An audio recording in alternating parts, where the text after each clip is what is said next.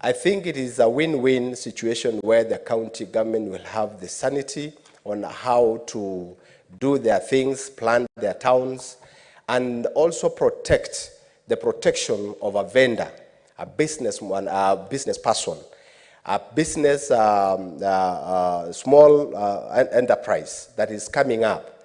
Because we have seen quite a number of, officers or even business people losing their properties. People, the business people losing their goods through askaris coming to, pick them, even sometimes harassment of business people. This bill tries to protect the vendors. So, and the hawkers will really see the hope of, or the light on the tunnel, because this bill tries to protect all this. So, Honorable Speaker, I want to support this bill. I want to say that this is the right time where county governments will be in the right track, and it will also give county governments and county assembly a chance to do more regulations on how to implement these restrictions, particularly on how it will suit the issues of planning in their counties. So I don't want to take much of the time and give more other members to deliberate and even discuss on this bill, but I want to say that this is a very important bill to the counties, and it will go hand in hand with the bill that the same committee has approved some times back, and I'm happy that it was even there this afternoon, the county licensing bill, which has been, in fact, act now, because it has been assented by the president, and this bill will definitely go hand in hand with that bill. So, Honorable Speaker, I want to second. Thank you very much.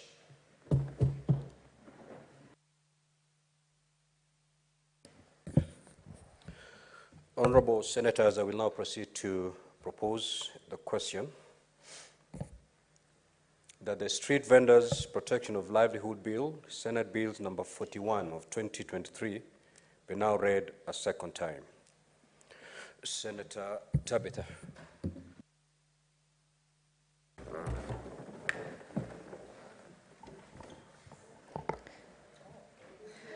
Thank you, Mr. Speaker, and I do rise to support the Street Vendors Bill 2023 by Senator Esi, and I want to really congratulate her for taking her time and walking the journey with this great bill.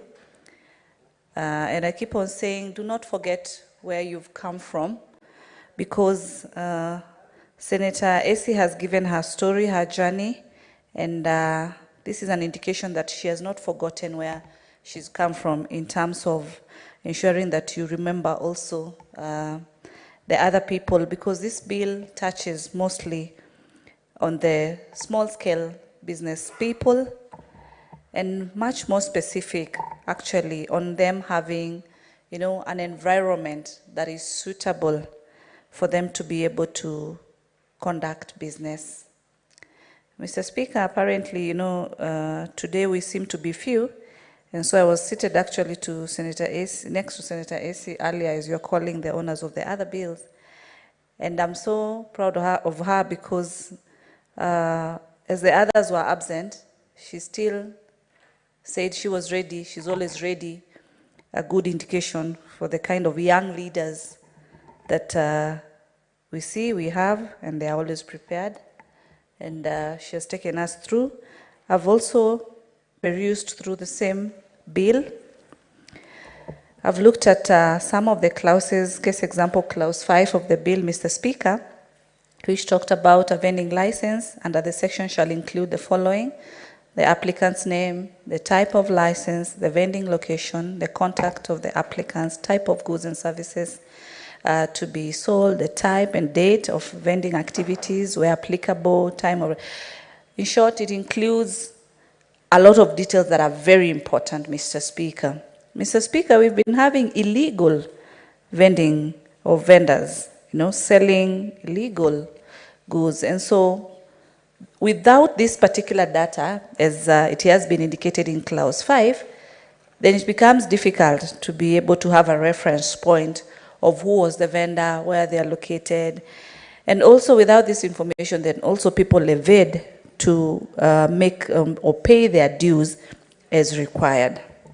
Allow me to narrate, Mr. Speaker, as far as the County of Nairobi is concerned.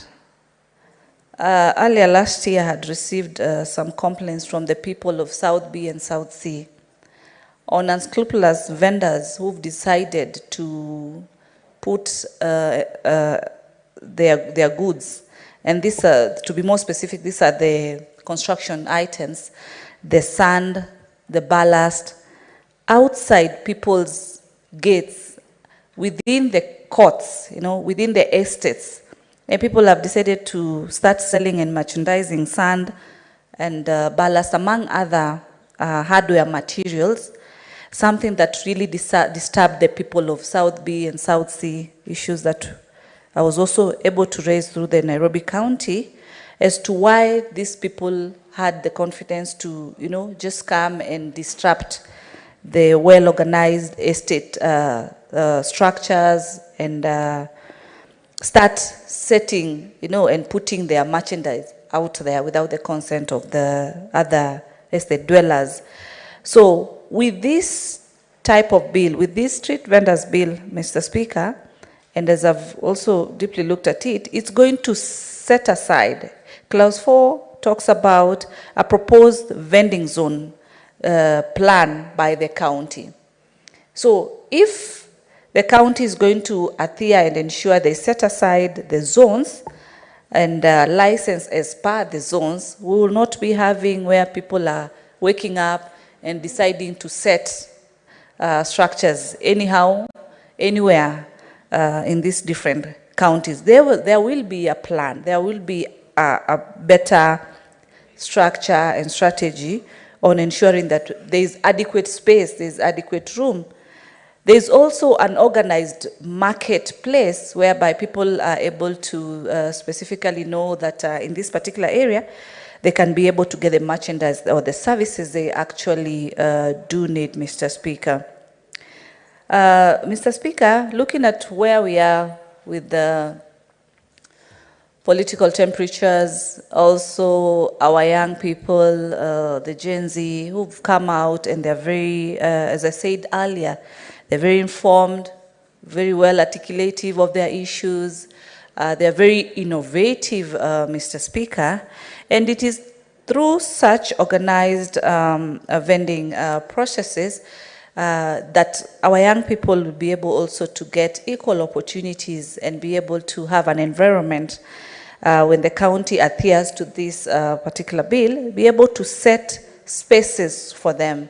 I heard the Senator AC talk about vending environments and spaces that will consider people with disability, will consider women, will also consider more specifically the young people, and they can be able to showcase their very skillful talents and their very products that they've been able to come up with because they've been given an opportunity and an environment that is able to help them enhance and grow their concepts, their businesses, Mr. Speaker.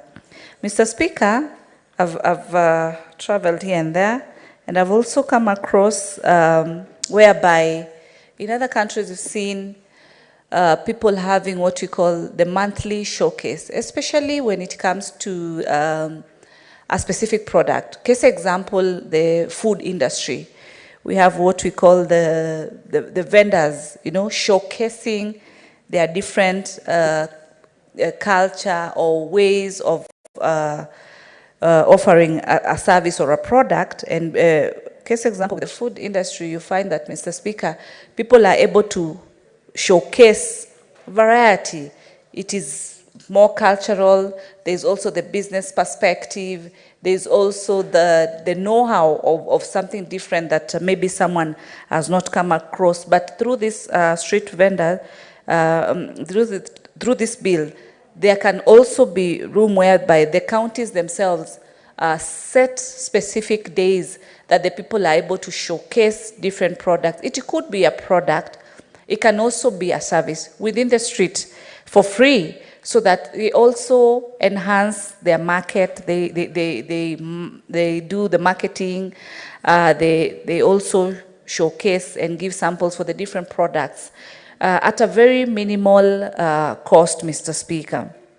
Mr. Speaker, in this bill, I've seen the issue of the license fee, and I would want to say that some of the challenges that are there is in regards to how much vendors need to pay.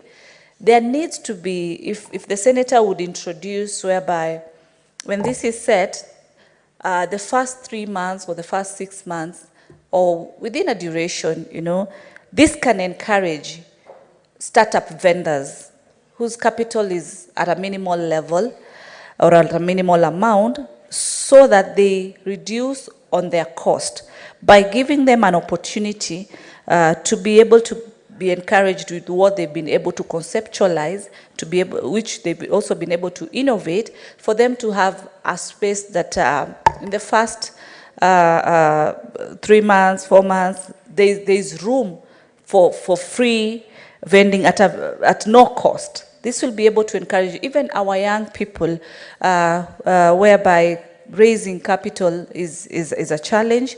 We know the market rates, the banking interest rates are very high. There's also the issues of collateral when you want to do startups. And with ensuring that what the county can do by removing this cost within a given time, it will be able to encourage the young people and even any startup that one wants to or needs to start, Mr. Speaker. I've also seen in the bill that, we have situations whereby during expansions of roads or expansion of any construction or anything that needs to be done, the vendors are normally pushed away. But with this bill and with the guidance of the county zoning these particular areas, then there will be smooth futuristic planning of the different vendors, since then they need not to worry of when the authorities will come and ask them to be able to move aside for more development. They can be able to set up with the confidence of the future. Part 4, Mr. Speaker, talks about registration and licensing of street vendors. Article 15(2)(a) talks about for the purposes of subsection, the county executive shall provide a physical and an online submission of application for registration by the vendors. B, maintain an up-to-date online registry. Mr. Speaker, what attracts me here is a digital aspect. And as I've always said, as a digital ambassador for ICDL, Mr. Speaker, I always advocate for things to be digital. The government has also been steering the digital hubs through the Ministry of ICT. And seeing a bill whereby the digital factor is also considered, registration being online, that's where we are. That's what we need to embrace. This definitely will cut unnecessary cost. You just need your gadget, you just need to dial the number that you need, and you are able to input your details there. You are able to get your license online with minimal movements, and this is where this is where we are today, Mr. Speaker. So I really do appreciate Senator AC with this bill and do really support, because as a business person, this is then what encourages the small micro entrepreneurs to be able to be confident to set up their businesses in an environment that is very, very suitable. I do support, Mr. Speaker. Thank you, Senator Tabitha, for your contribution to this important bill. I now invite Senator Mongatana Buya Danson to also have his contributions. Thank you, Mr. Speaker. Mr. Speaker, many years ago, when we were younger and we were in the university, and as students of law, we were required to buy shirts for purposes of the moot court. Moot court is where we do these presentations in competitions, and you are able to showcase what you have been learning in a practical setup. The law students are meant to do defense of their clients and so on. So, Mr. Speaker, I went to buy a shirt from one of the vendors. You know, all of us were dressing in mitumbas those days, Mr. Speaker. That's what we could afford. So you have this guy telling you, male kwa male, male kwa male, male kwa male. He says, this is a clean, nice shirt. And it was in the evening. It was, as usual, last-minute purchase because you wanted to comply with what you've been told tomorrow. Then in the morning, you wake up, you see the shirt is actually not a white shirt, Mr. Speaker. And you try to go and trace that vendor, Mr. Speaker, you will never be able to trace him. And I'm not the only one, Mr. Speaker. Many people have been sold watches that turn out not to be watches. Other people have been sold mobile phones that turn out to be toys. Mr. Speaker, all of us have gone through these experiences in one way or the other. So, Mr. Speaker, this law is a good law because this law is saying we want to regulate this trade. In many countries, Mr. Speaker,